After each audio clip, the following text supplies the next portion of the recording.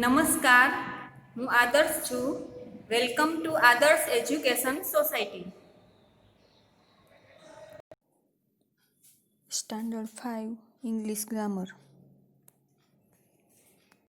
Chapter 17 Words Phrasal. Hello students, today we are going to learn about English grammar chapter 17 word phrasal. Okay आपकी book में page number 61 पर दी गई है. Okay what is phrasal word? Phrasal word क्या है? Every word has its own meaning. Okay every word has its own meaning. However, it is followed by a preposition or an adverb. As well as by a preposition or an adverb, it is called phrasal verb. कोई भी verb हो, इनके साथ preposition और adverb जुड़ा हुआ हो तो वो phrasal verb बन जाता है. ओके रिपीट करते हैं. Every word has its own meaning. However, it is followed by a preposition or an adverb. As well as by a preposition or an adverb, it is called phrasal verb. Okay. For example, get. Get is verb. Okay. Of is preposition. Get is verb. Of is preposition. There are different meaning. लेकिन जो एक ही word है get up, get and up, तो verb and जो preposition है वो यहाँ एक साथ है तो उनका मीनिंग से ही अलग होता है. गेट अप, गेट अप ये वर्ब है, ये प्रेपोजिशन है और ये फ्रेजल वर्ब. ये इनके साथ verb and preposition linking with each other. Okay it is called phrasal. Okay phrasal verb get up, ये है phrasal verb. Second, look after. Look is verb. Okay. After is preposition. Look and after verb and a preposition linking with each other. Then look after. It is called phrasal verb. Okay. Verb and preposition. Look after. It is called phrasal verb. Phrasal verbs are verbs that have two parts and in one meaning. Okay, ये two parts है. one part and a second part. One look, second after. Phrasal verbs are verbs that have two parts. Okay, and one meaning. तो यहाँ look and after. यहाँ look after. ये one verb है और one meaning है. It is followed by an adverb, a preposition, to create a new meaning. ये जो कोई भी वर्ब हो इनके साथ preposition और adverb जुड़ा जाता है तो उनका to create a new meaning. New meaning आता है. ओके फॉर एग्जाम्पल हम देखते हैं गेट का मीनिंग अलग, ऑफ का मीनिंग अलग, गेट अप. ओके इनका मीनिंग अलग, तो ये अलग अलग मीनिंग से और जो फ्रेजल वर्ड बनता है इनका मीनिंग भी अलग होता है. ओके क्योंकि ये प्रेपोजिशन के साथ गेट है वो जुड़ा हुआ है. Okay for example Harry gets up at 6 o'clock because he has a paper round. Okay in this sentence gets up is verb and at 6 o'clock is adverb. Okay gets up है verb है, इनके बारे में जो ज्यादा जानने के लिए ये एडवर्ब है. ओके तो गेट्स अप कितने बजे? Eight 6 o'clock. ओके तो ये हुआ एडवर्ब. तो एडवर्ब है ये भी फ्रेजल वर्ब होता है. एडवर्ब के साथ भी ये गेट्स अप है वो फ्रेजल वर्ब बनता है. एडवर्ब के साथ भी बनता है, प्रेपोजिशन के साथ भी बनता है.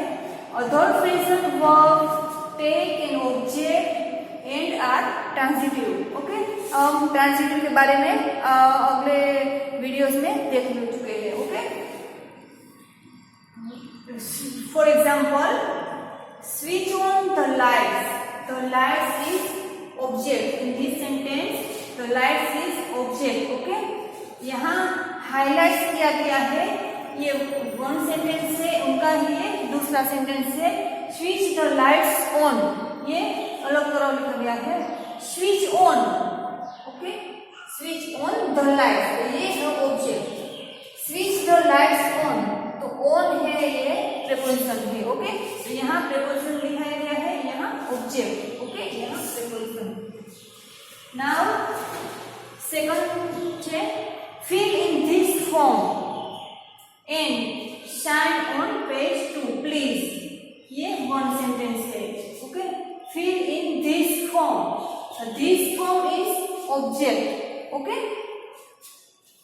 यहाँ ऑब्जेक्ट दिखाया गया है।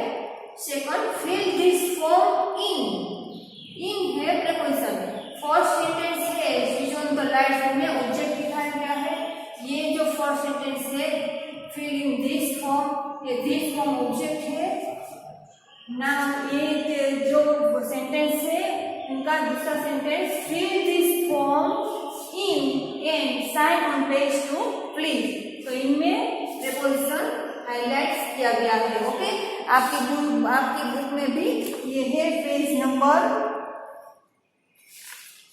नंबर 62 पर दिया गया है, यहाँ हाईलाइट की गई है, ओके आप भी open your page, okay open your book.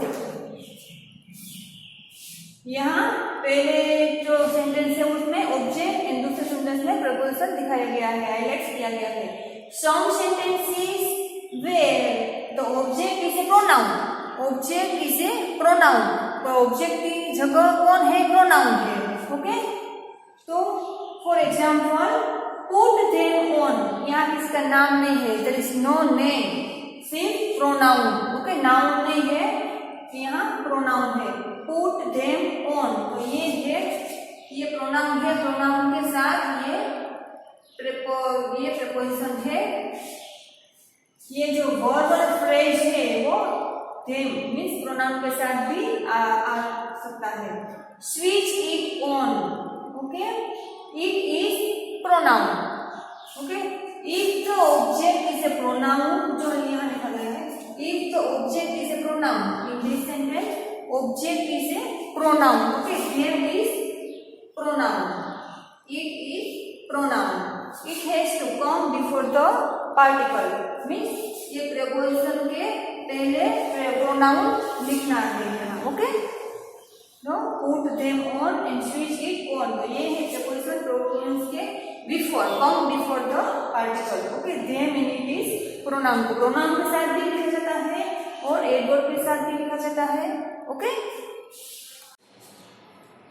Okay some phrasal words are made up of the verb plus in और on etcetera, okay these are prepositions, verb है in or at is preposition, and a preposition they are all transitive because they all take an object, इनके साथ object हम लिख सकते हैं, इसलिए इसको बोलते हैं transitive, okay for example to look forward to, आपकी बुक्स में पेज नंबर 64 पर ये जो वर्ड्स दिए गए हैं, यहाँ देखिए ये जो वर्ड्स है मैंने लिखे हैं, आप भी अपनी बुक को ओपन रखिए।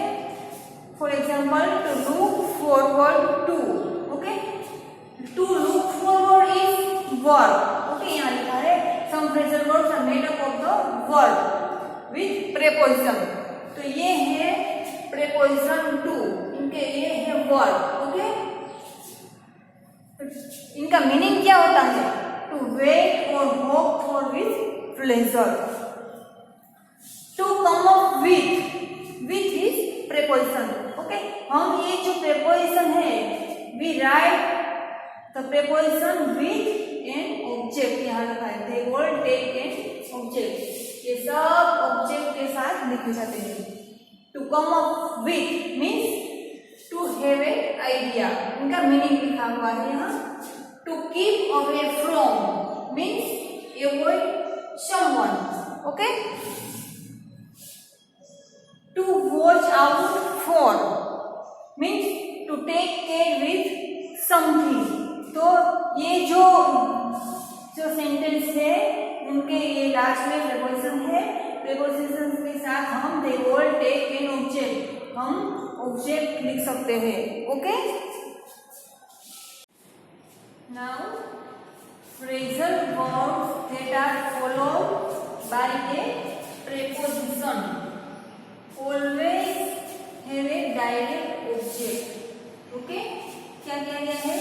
phrasal verbs that are followed by a preposition, preposition को फॉलो करता है, always have a direct object, इनके साथ हमेशा डायरेक्ट ऑब्जेक्ट होता है.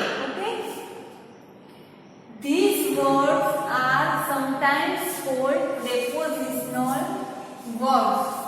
It is called prepositional verb. Prepositional verbs किसे कहते हैं हम? तो phrasal verbs that are followed by a preposition. Okay, जो phrasal verb होता है वो preposition को follow करता है. Always have direct object, इनके साथ direct object है. These words are sometimes called prepositional verbs. Okay, इनके कहते हैं prepositional verbs. The parts of the verb cannot be separated. The parts of the verb cannot be separated. So we cannot put the direct object between two parts of the verb. जो verb का two parts होता है उनके बीच हम cannot put the direct object. Okay, हम direct object नहीं लिख सकते. For example, the two parts means look after, ये verb है. ओके, तो इनके two parts है, look and after. ओके, तो इनके बीच में हम क्या नहीं लिख सकते? डायरेक्ट ऑब्जेक्ट नहीं लिख सकते. Okay, for example, our neighbors look after our two cats while we were on holiday. Okay, ये this is the sentence. Our neighbors look after. Look after is two parts of the verb. ये two parts वाला verb है. Okay, क्या गया है? The parts of the verb cannot be separated. So we can not put the direct object. यहाँ हम बीच में direct object लिख नहीं सकते. Okay, look after direct between the two parts of the word. Okay, ये है सेकंड एग्जांपल.